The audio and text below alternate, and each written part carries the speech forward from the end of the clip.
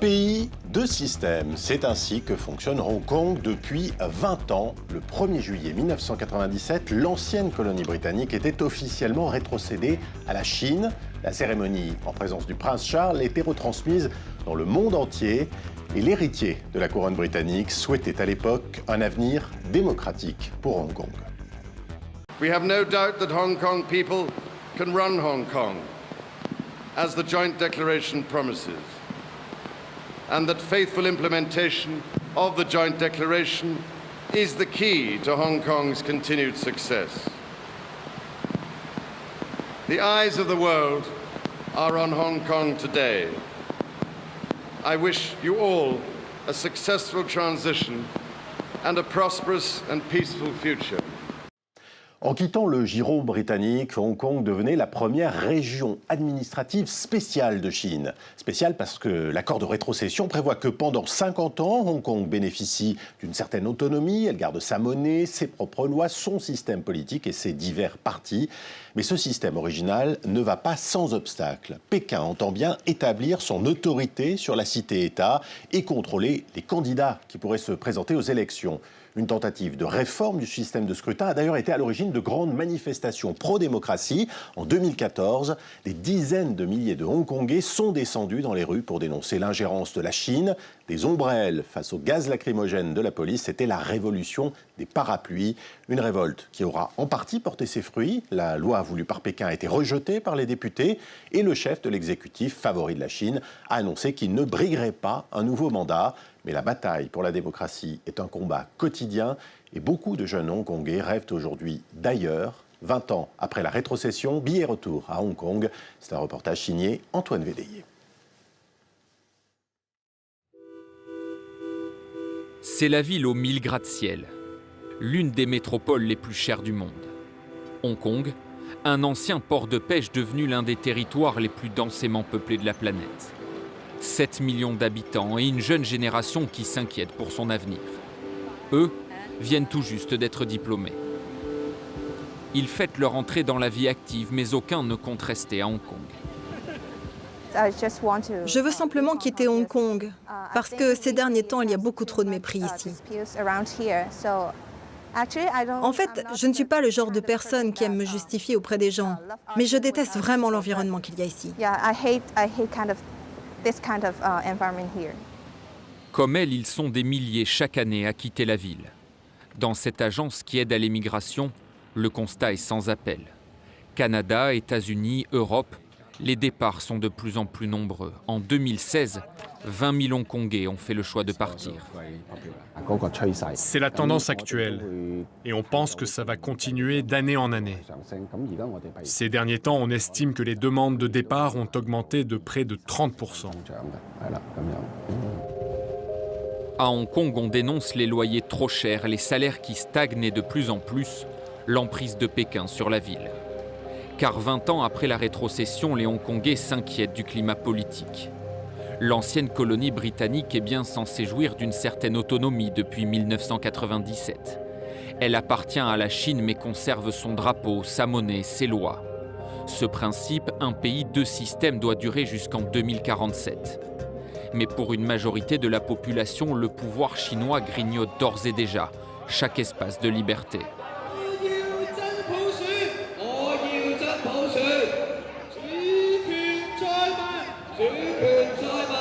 C'est devenu un rendez-vous incontournable. Chaque 1er janvier à Hong Kong, des milliers de personnes défilent pour réclamer plus de démocratie. Les soutiens de Pékin sont là, eux aussi. En marge de la manifestation, ils rappellent avec leurs pancartes et leurs étendards qu'Hong Kong fait partie de la Chine. Mais dans le cortège ces dernières années, des drapeaux qu'on croyait disparus ont refait leur apparition. Ceux de l'Empire britannique. Alice Lai fait partie de ceux qui réclament désormais un retour sous la couronne.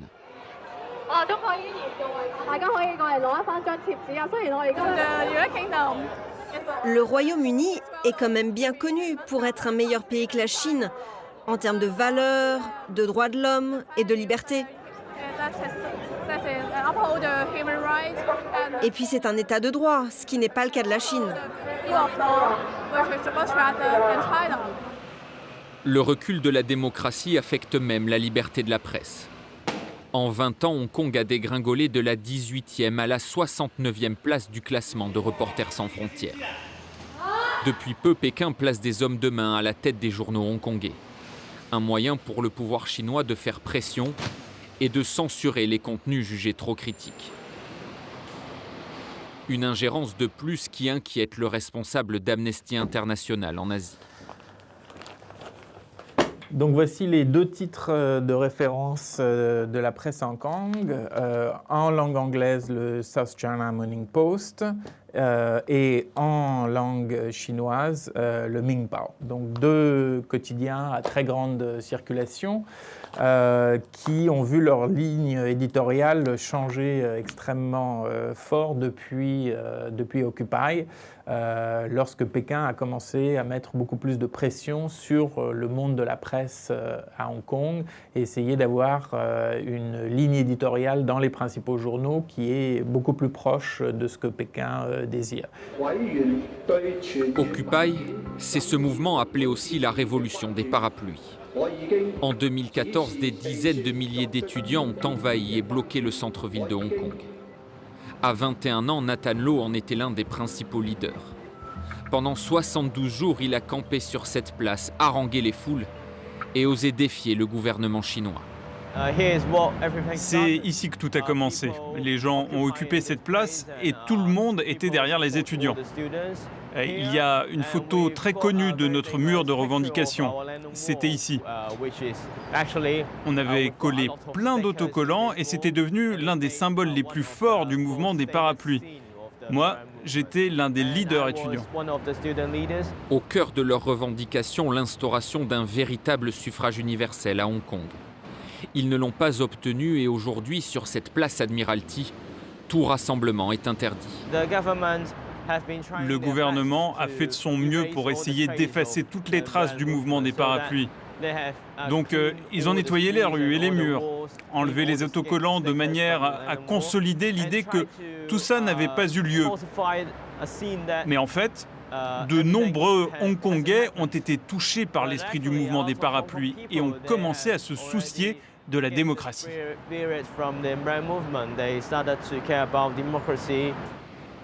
Pour poursuivre son engagement, Nathan Law est passé du combat de la rue au combat des urnes. Il a créé son propre parti politique, Demosisto, un nom qui tire son origine du grec et du latin et qui signifie « le peuple se tient debout ». En septembre dernier, Nathan Law a remporté une première victoire. Il a été élu député au Parlement hongkongais. Eux, ce sont tous mes assistants. Ces derniers jours, ils ont travaillé sur les questions parlementaires. Ça, c'est mon bureau, donc, et là, c'est ma chambre parlementaire. À 23 ans, Nathan Law est devenu le plus jeune député de l'histoire de Hong Kong. Pour lui, le combat pour la démocratie doit se faire sur tous les fronts. Je considère que mon premier rôle en tant qu'individu est d'être un activiste. Les autres choses que je peux faire au Parlement servent à faciliter le mouvement démocratique. Je pense que l'issue ne se trouve pas au Parlement, mais à l'extérieur, dans la rue. C'est pour ça que je continuerai à être un défenseur de la démocratie. Je continuerai à protester, à marcher et à manifester dans la rue. Je continuerai à me battre contre le gouvernement. La Chine et le gouvernement hongkongais voient d'un très mauvais œil l'émergence de cette jeune génération sur la scène politique. Ils ont fixé une ligne rouge dont Andy Chan a fait les frais. Salut, moi c'est Andy Chan. Après le mouvement des parapluies, il a été le premier à réclamer l'indépendance totale de Hong Kong. Résultat, aujourd'hui, il est interdit d'élection, ne peut pas créer d'entreprise et n'a pas le droit de lever des fonds pour son parti. Il en est réduit à tracter à la sortie des lycées. Dans un futur proche, peut-être que je déciderai d'arrêter. Je serai peut-être en prison, ou j'aurai subi de nouvelles attaques de la part du gouvernement qui feront que je ne pourrai pas continuer. Mais nos espoirs reposent désormais dans la jeune génération. Je suis venu devant ce lycée pas seulement pour parler d'indépendance, mais surtout pour bien clarifier notre identité, nous ne sommes pas chinois. Hong Kong n'est pas la Chine. Ce slogan a même pénétré l'enceinte du Parlement hongkongais. Bajio Leung, lui aussi ancien leader du mouvement des parapluies, l'a proclamé devant un parterre de députés. C'était en octobre dernier. Il devait prêter serment à la Chine pour avoir le droit de siéger.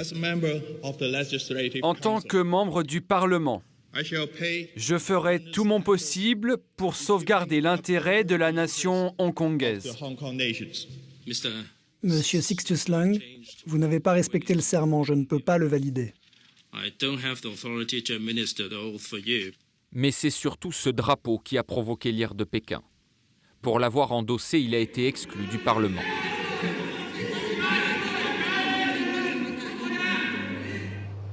Trois mois plus tard, Badiolung assure ne rien regretter. Il a accepté de nous rencontrer.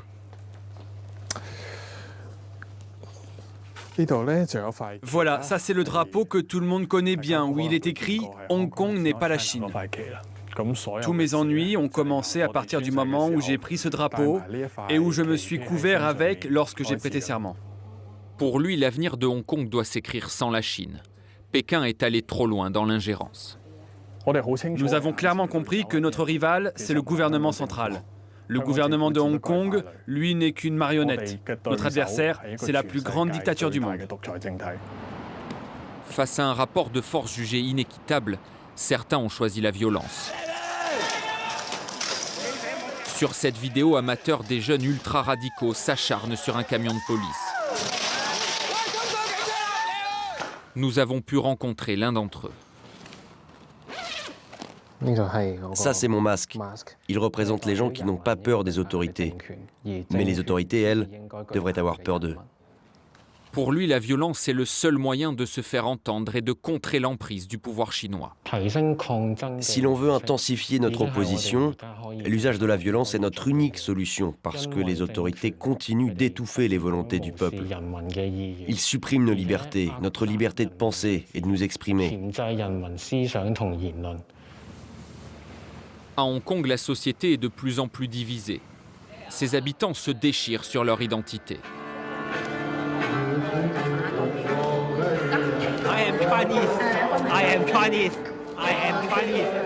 Ces militants pro-Pékin s'opposent au mouvement démocrate. À Hong Kong, la division tient aussi d'un conflit générationnel. Les plus anciens ont souvent vécu la rétrocession comme une fierté. Ils sont plus favorables au gouvernement chinois. Les démocrates ne devraient pas faire ce qu'ils font, car nous sommes tous chinois. Hong Kong fait partie de la Chine. Alors comment des Chinois peuvent-ils se battre entre eux? Vous devez aimer votre pays. C'est exactement comme vos parents. Si vous n'aimez pas votre pays, alors vous êtes un mauvais enfant pour votre famille. Eux peuvent compter sur le soutien du milieu des affaires hongkongais. Alan Zeman est l'un des hommes les plus riches et les plus influents de la mégalopole. Le milliardaire ne veut pas entendre parler d'indépendance. Hong Kong ne peut pas fonctionner tout seul. Et c'est pour ça que le mouvement indépendantiste est vraiment ridicule. Hong Kong n'a pas de ressources naturelles, n'a rien du tout en fait. C'est juste un port sur la mer. Donc ça ne peut pas marcher. Hong Kong est promis à un bel avenir. Mais le futur de Hong Kong est avec la Chine. C'est la seule façon pour que Hong Kong puisse survivre. Car c'est par cette ville que transitent la plupart des investissements étrangers à destination de l'Empire du Milieu. Comment va le marché aujourd'hui? Le montant des transactions a augmenté? Oui, entre 90 et 100 points. Dans cette compagnie boursière, on l'assure, l'interdépendance entre Hong Kong et la Chine profite aux deux parties. Un système gagnant-gagnant qui prouve qu'il faut maintenir le statu quo. En fait, la Chine, si elle veut poursuivre son développement économique, a aussi besoin de Hong Kong. Parce que Hong Kong, c'est un pont. Un pont qui permet aux investisseurs étrangers d'entrer en Chine. Mais pour Benny Tai, spécialiste des mouvements sociaux à l'université de Hong Kong, cet argument n'est plus valable. En 2014, il était l'un des principaux instigateurs du mouvement des parapluies, l'ennemi juré du pouvoir chinois. Cette révolution, dit-il, a changé les mentalités. Dans le passé, beaucoup de Hongkongais se satisfaisaient d'avoir un bon niveau de vie matériellement parlant. Mais maintenant, gagner de l'argent, c'est toujours important, Mais ce n'est plus la seule préoccupation pour les Hongkongais. Nous voulons la justice, nous voulons l'équité, les droits de l'homme, nous voulons la démocratie et l'état de droit. Je pense que l'on attend plus et je pense aussi que l'on mérite d'avoir toutes ces choses. Ça, c'est le plus gros changement que j'ai vu après 1997. La rétrocession de Hong Kong à la Chine signée il y a 20 ans prévoit un rattachement définitif à l'Empire du Milieu en 2047. Une échéance que les anti-Pékin redoutent.